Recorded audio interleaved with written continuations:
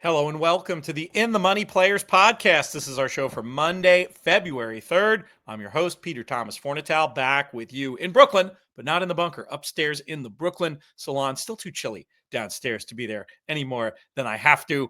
Very excited to talk about a weekend of racing in mostly sunshiny places, though we will talk about a race from New York as well. And to do it with me, as he's been accompanying me, recapping all these early week shows of late, man, coming to us from the planet Texas, Nick Tammaro. Nick, how are things? Going great. This is a place where it's a lot warmer than it was a couple of weeks ago as well. We're going to be up towards 80 this weekend, which for us Jeez, this time of year is warm. that is wild. I still got to get one of these times. I got to get down there and check out your act in person behind the mic at Sam Houston Race Park. But we're here today to talk first and foremost about Triple Crown prep race action that happened over the weekend. We'll do those three races, and then we'll do a deeper dive back into both Gulfstream and Santa Anita. First Racing, of course, the sponsor of these videos / podcasts. But why don't we start off in South Florida with the Holy Bull Stakes and a very nice run, I thought, from Burnham Square. This horse who took a couple of races to improve, but now really looks like one with an upside. This was a buyer speed figure, a career high buyer speed figure from this horse. How serious of a contender for your money is Burnham Square when it comes to these South Florida preps and maybe eventually the Kentucky Derby? He looks serious, right? I mean, he looks like he belongs at the head of the class in South Florida right now. He beat Tappan Street rather easily, got into a little bit of a tight spot on the rail going around the turn, and you wondered if he might have the opportunity to get out and get into the clear, and he did. And once he did, he really kicked. So everything about him screams distance and maturity. Being with Ian Wilkes, you'd figure that he's going to get better as time goes by. So it's nice to have Ian back in the mix on the Derby trail. It's really been since 2017 that he had a serious contender.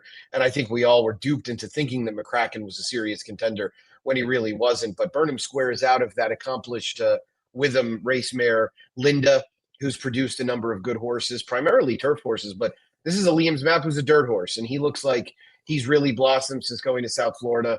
Edgar Zayas gave him a very good ride. And, the sky looks like the limit right now. It was a little slow on the slower side as far as Holy Bull figs go, being only a 90, but it's difficult making figs at Gulfstream on the dirt. There's so few dirt races on a daily basis. So I thought he checked every box in terms of passing the test. He moved forward with regards to his buyer speed figure. I'd be intrigued to see where he landed paragraph wise. He had run 2 7s and a 10. So I would like to think that he probably ran a career top in here, as he did on his buyer number, and I think that would give us a little bit more of a gauge as far as maybe where he is relative to everybody else.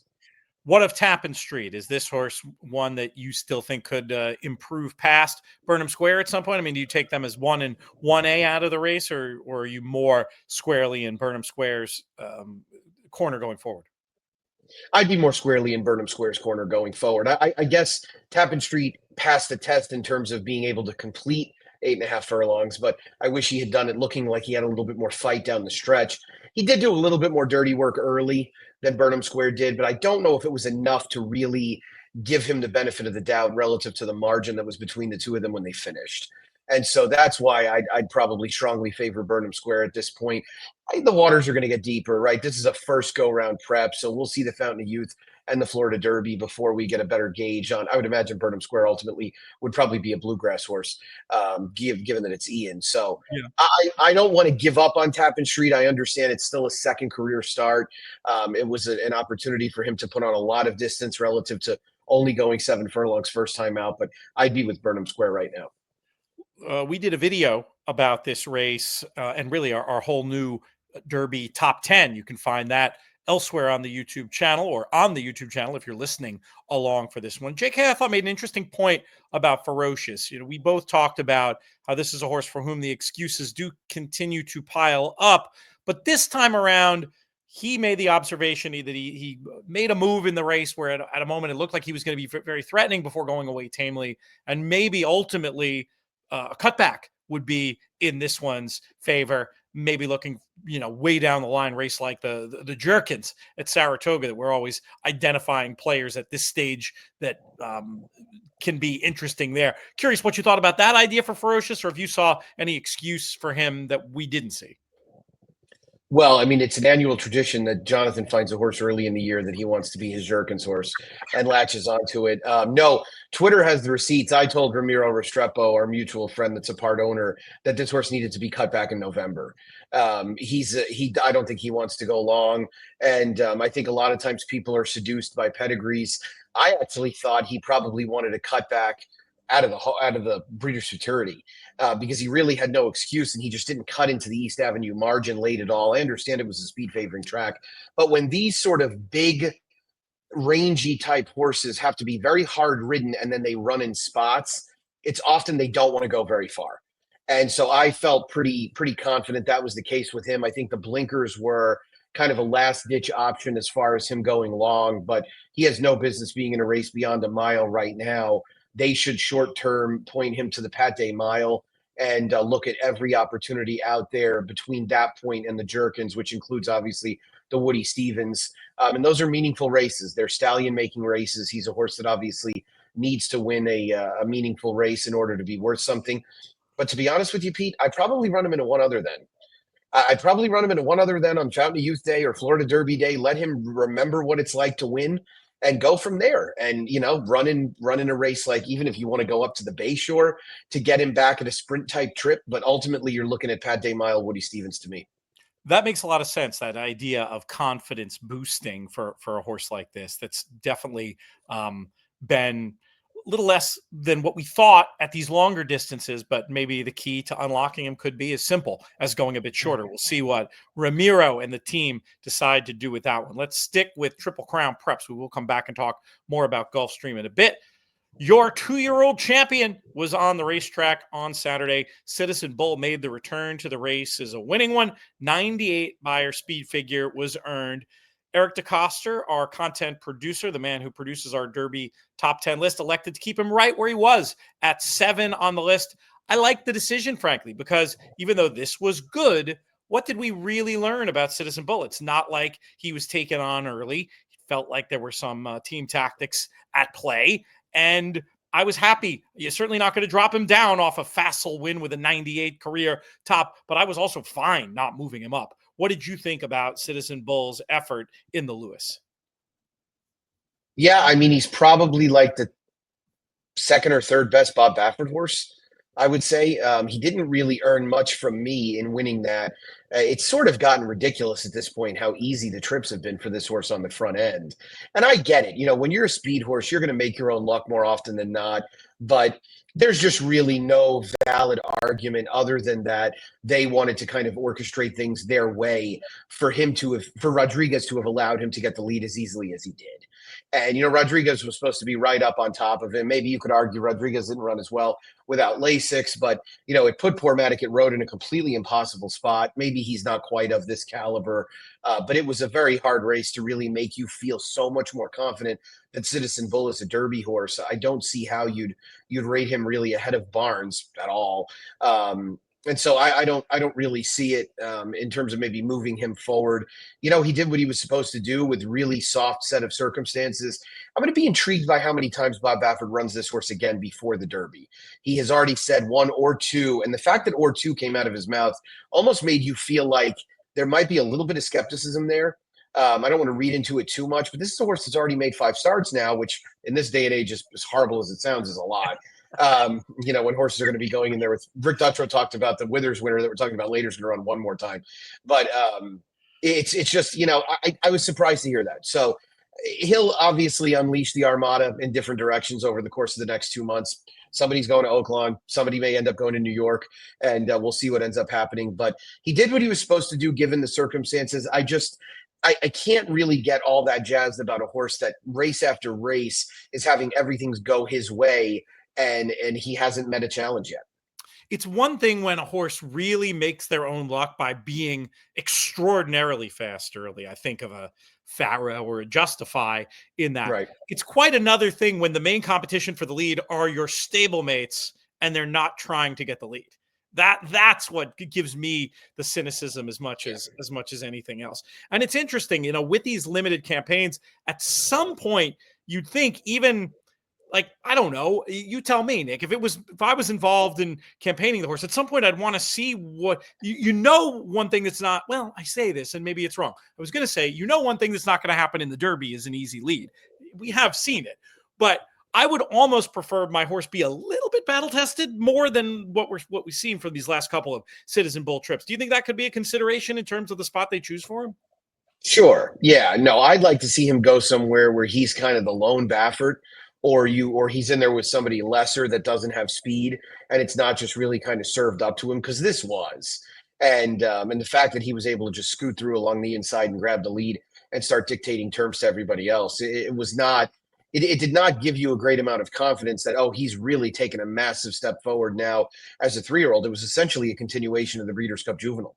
He was able to get out and set a soft pace and go on with it. So I don't want to totally dump on him. He is obviously a horse that has been able to show up and run well on numerous occasions. It's just that we want to see him get challenged. And this was not a slow track by any means. It was a track that was very much on par with what we generally see at Santa Anita. And he didn't set a particularly fast pace. He just did it in very ordinary fashion.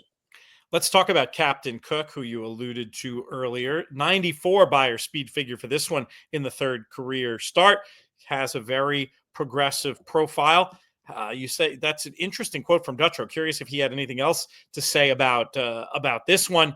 I mean, for me, looking at the pedigree, it's the pedigree alone makes me say 1.25 miles is going to be a stretch for this horse. But the other way of looking at it is, it's February 3rd and the horse has already won, going 1.125 miles. How good do you think this horse is? What did you think of the effort the other day at Aqueduct? It was a good effort. I think he's a solid horse. That being said, he has a very sprinty pedigree. I'm not enamored with the horse that ran second. So I don't really know what kind of challenge he was taking from a horse like that, running at him late. And that horse had kind of sat on the inside and tipped out and put a scare into him around the turn. And I don't want to be too dismissive, because he did dispatch that horse pretty easily. The horse I'm referencing is 33-1 Surfside Moon, who interestingly David Aragona had picked in the race. But this didn't look like a particularly deep race on paper. I would have bet strongly on the under if you told me the over-under on Beyer speed figure was going to be 88, and I would have lost because he got higher than that. I'm going to not be terribly surprised if this is a fig that doesn't hold up as time goes by. You would imagine that if he does go straight to the Wood Memorial, which is what Rick Dutrow alluded to in the story that was in the TDN this morning, then he's going to meet a much tougher group of horses in there, and he'll have to take a necessary step forward. But with that said, I don't really envision him being much of a horse at 1.25 miles. I mean, other than being a practical joke, the damn side is all sprinters. Right. So the fact that he's outrun what's faced him so far probably has a lot to do with the fact that he's good and he's precocious. But the likelihood that he gets good enough to win at 10 furlongs to me seems very, very low. I love the Beyer figure view in the charts over at DRF Formulator. It can be a really interesting way to evaluate figures. And I will admit, looking at this one, the 94 doesn't look impossible based on what the horses in this race had done before, but it does look certainly a little high. Certainly when you look at Surfside Moon, it looks very high. Do you have a reason is that your reason for questioning how this figure is going to hold up? Or did you do a little bit of figure work on this card and you have a more sophisticated reason than just the eye test? No, it's that horse improved 33 points and that the winner improved 11. And I don't know that the winner improved 11. One of the biggest challenges with making speed figures is when you have a tearaway margin like this. And we've talked about it before. Certainly something I struggled with making figures, because the second horse was 6.5 lengths clear of everybody else. And that's a huge margin. Yeah. So yeah, it does create a real quandary in terms of what you're supposed to do with it. And, if you make it slow, and by slow, I mean the 84 or so that he had run in the prior race, then, Mo Quality got a 59 after 3 straight figures of 70 or more. Now, the counter argument to that is, well, Mo Quality was going 9 furlongs for the first time. Maybe He didn't run as well as he had before. The difference, of course, between this and a place like Gulfstream is obviously there were 9 dirt races at Aqueduct. This was the only route other than the last where they went 53-4, and you had a horse where they played the variant straight, and the winner got a 76, and he's a horse that could come up and run a race like that on occasion. So yeah, I mean, it looks like if you wanted the figure maker to stand up and really validate it, he could. But it could turn out that both of those mile and eighth races are 8 to 10 points fast. One of the reasons why it's always a good idea to race review and go back and look at these figures, and why we try to talk about live races and races where we're expecting regression. I mean, this is a big part of the art and science of figure making. And one of the many great things about having Nick on these shows is that's a club, that figure making club is one that he has in the bag. Let's go back to South Florida and talk about the other two stakes races late in the card at Gulfstream Park. We'll start with the Kitten's Joy Stakes, where Charlie's to Blame got the win, paying $820, 80 buyer speed figure. I mean, it seemed like a race where the form pretty much is as meets the eye. Did you see anything particular in here from a handicapping standpoint? I mean, it did seem like a race that flowed to the front. Perhaps I want to give Test Score another chance in a race where he might get a little bit more of a setup than he did this day. But I didn't have a ton to extra to say about the Kitten's Joy, but we certainly did want to acknowledge the winner. Yeah, I think you pretty much summed up my feelings right there. I think Test Score is kind of the horse you want to be interested in moving forward. He wasn't training all that great coming in. His workout report was a little ho-hum. I want to say he had gotten a B plus and maybe I don't think he had quite gotten a C minus, but the workout notes were just very average on him. And Grand Motion's barn is struggling. And, Grand Motion's a guy that spends his year at Fair Hill, ships down in the winter, and a lot of times those horses being relocated. He actually did get a C plus on January 10th and a B minus on January 17th before a dirt work where he got a B minus again. So, not really what you'd like to see from a favorite in a stake race.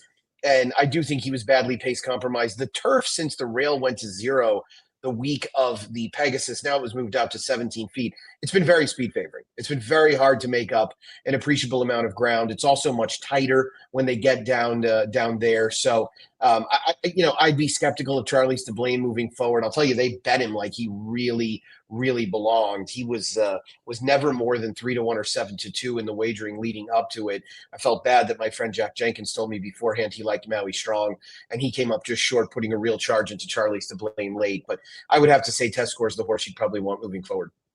Let's talk about the 12th race on the card. We had the Forward Gal Stakes grade 3 action for these 3-year-old fillies. There was an all barn exacta. Brad Cox 1-2. We've talked about a lot of his 3-year-old fillies so far. These haven't been the two we've been talking about, but two more pretty good ones. Eclatant, the longer price, just barely of the two getting the job done over Stunner. What were your thoughts on this race?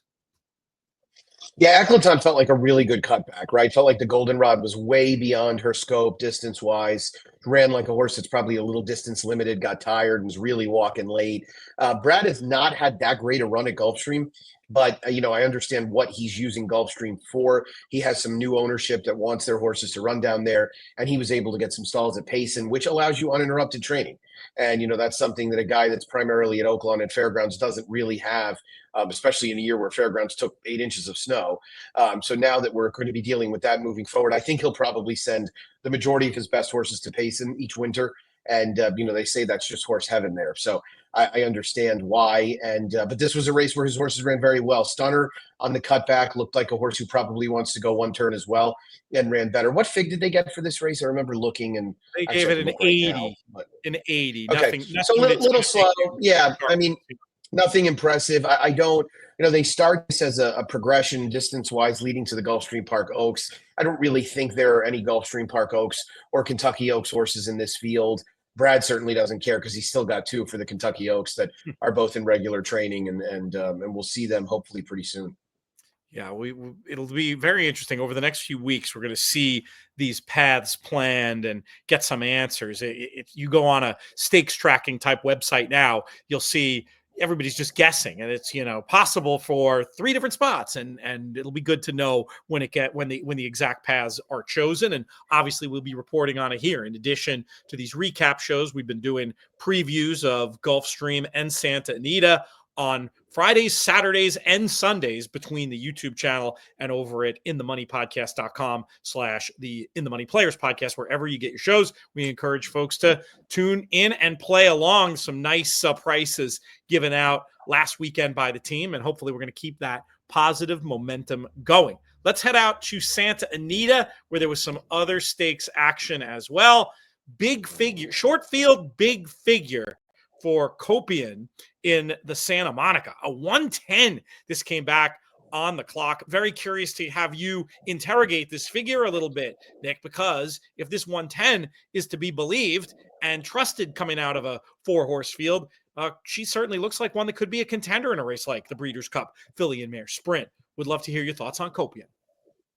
Yeah, I mean, we're so far from it, but still, that kind of number is just incredible. And I'll tell you what, Pete, we actually are running our races at Sam Houston on the top and the bottom of the hour. So we're running head to head against Santa Anita way too often. Of course, nobody's betting our races from outside of Texas and Canada, so it doesn't really matter. But I watched this race right as we were about to load into the gate, and I thought, man, that looked really, really good. And this was a horse that had gone into the La Brea at a huge price. And I mean, she just summarily dismissed these other 3 horses. This was really, really strong. So, I'll admit, part of me, as much as I love Richard Mandela, and I loved him even more after the 5th race on Saturday, I don't love it when he has a really good horse, because it means they're not going to travel. And he just doesn't send a lot of his really good horses on the road. I sure hope that they're looking at the Madison or the Derby City Distaff for this horse, because there are 0 meaningful races in California for this horse from now until early November. And I mean that. I mean, no disrespect to what goes on out there, but there's just not anything for a good older female sprinter.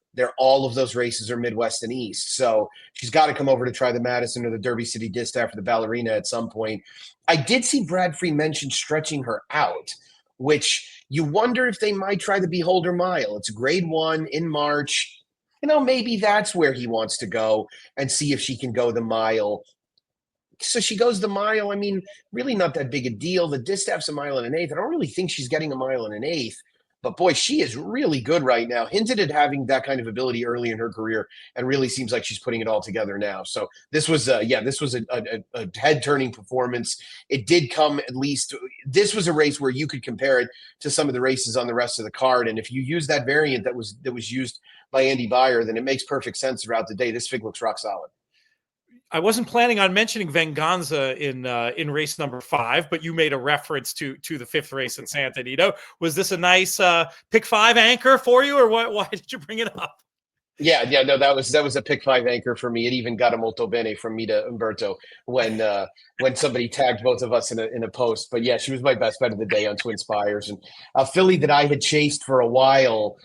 She is she's a trip handicapper's nightmare, because we ran this wild race first time turf. First of all, she's out of Avenge, who narrowly lost the Breeders' Cup Filly and Mare Turf some years ago at Santa Anita, and so he ran her on turf last year. She made this crazy late run up the inside, and it turns out she's a rail rat. I guess that was the problem ever since. She likes the rail. So Umberto was angling her in, and I feel like you and I had a conversation once at Santa Anita, and I said, every time my horse goes inside down the hill, they're dead. There's no run that coming, but she was able to get through, and the second horse had a little bit of trouble. But yeah, I had her quite a few more times in the pick 5 than anybody else in there. And it was the old fashioned 1 by 1 by 2 by 2 by 1 ticket, which when you can hit those, it goes very well. Miss Roberts was the slightly troubled second one to maybe think of putting on a bet back list. Oh, for sure. Absolutely. Yeah, definitely. A little trouble, a little too exposed. But yeah, I mean, you'll have to have her on any list, because a cleaner trip, she would have been trouble for me. Venganza, but I had Venganza much better. Goes to show once again, though, you don't have to be Italian American to work here, but it helps.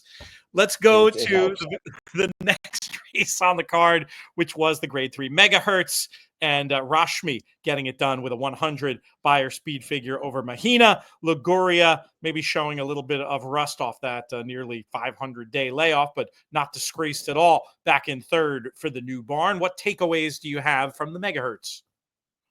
If you ever want to explain to someone that's learning how to watch races what a horse looks like when they're traveling like a winner around there, watch Rashmi in this race. right? I mean, this is a horse that from start to finish, Frankie Dettori, this was an armchair ride.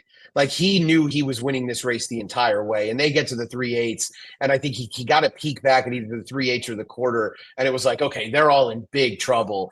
And I think Frank Miramati thought coming off the turn that Saria, who had gone off one of the favorites as well, was putting in more of a move. But Frankie had barely even moved his hands on Rashmi at that point. So she just burst clear and won very comfortably. She's a nice filly. You know, it reminds you, though, Pete, how good is She Feels Pretty? Right? I mean, Rashmi was way out of position in the American Oaks, but She Feels Pretty walloped her last time. Rashmi's solid. She's a good grade 3, maybe even grade 2 type horse with further development. And obviously, I'm a fan of Jonathan Thomas and what he does training wise. So she has every right to get better. She was very good on Saturday.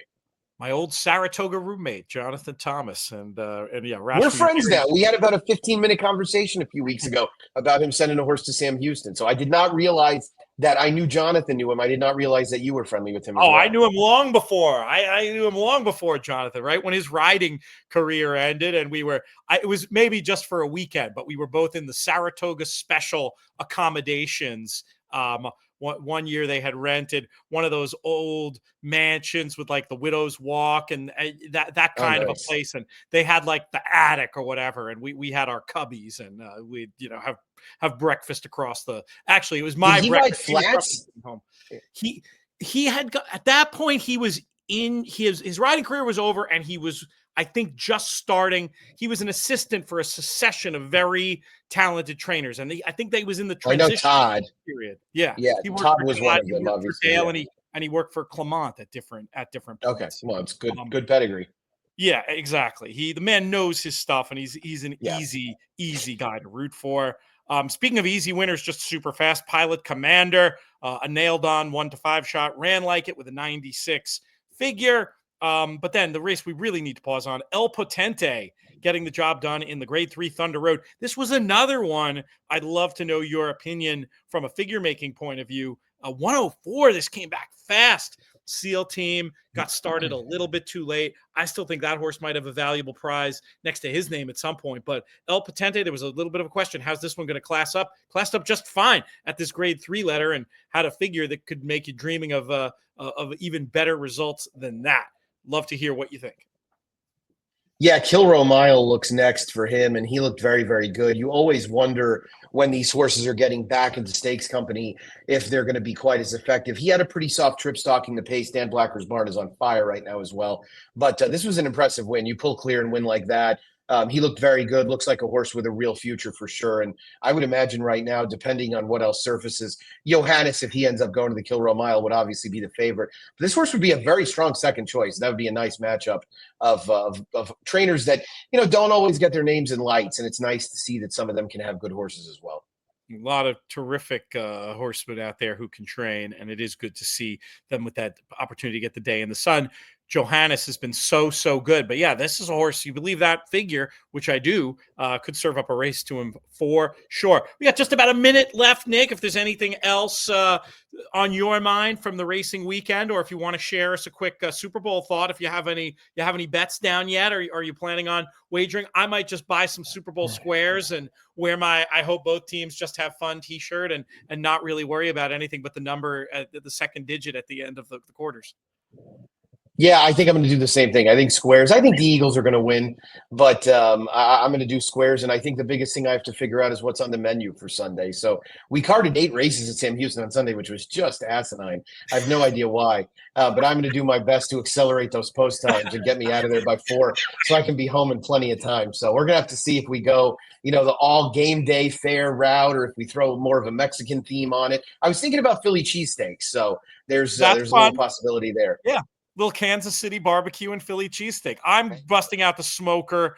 I'm going for the gusto this time. Going to try a brisket, which always makes me nervous to serve to people because it can go wrong, unlike pork. But it's going to be fun. We're going to have a great crew here.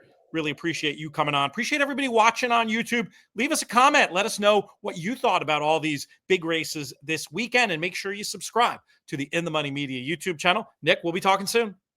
Sounds great, my friend. Thank you.